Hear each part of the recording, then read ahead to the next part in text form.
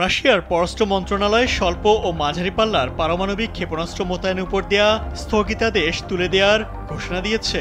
সোমবার দেয়া এই সিদ্ধান্তের জন্য নেটোকে দায়ী করেছে দেশটির সাবেক প্রেসিডেন্ট ও বর্তমান জাতীয় নিরাপত্তা পরিষদের ডেপুটি চেয়ারম্যান দিমিত্রি মেদভেদেভ।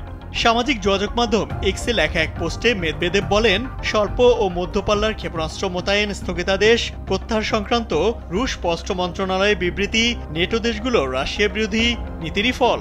তিনি আরও সতর্ক করে বলেন, এটি এক নতুন বাস্তবতা যা আমাদের সব প্রতিপক্ষকে মেনে নিতে হবে।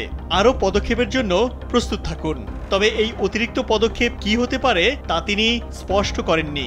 গেল সপ্তাহে মেদভেদেভের সঙ্গে অনলাইন বাকযুদ্ধের জের ধরে যুক্তরাষ্ট্রের প্রেসিডেন্ট ডোনাল্ড ট্রাম্প রাশিয়ার কাছে উপযুক্ত অঞ্চলে দুটি মার্কিন পারমাণবিক সাবমেরিন মোতায়েনের নির্দেশ দেন। এর আগে প্রেসিডেন্ট ভ্লাদিমির পুতিন ও পররাষ্ট্রমন্ত্রী সের্গেই লাভরভও ইঙ্গিত দিয়েছিলেন, যুক্তরাষ্ট্র ও নেটোর উস্কানিমূলক পদক্ষেপ অব্যাহত থাকলে রাশিয়াকে ক্ষেপণাস্ত্র মোতায়েন সংক্রান্ত বিধিনিষেধ তুলে নিতে হতে পারে।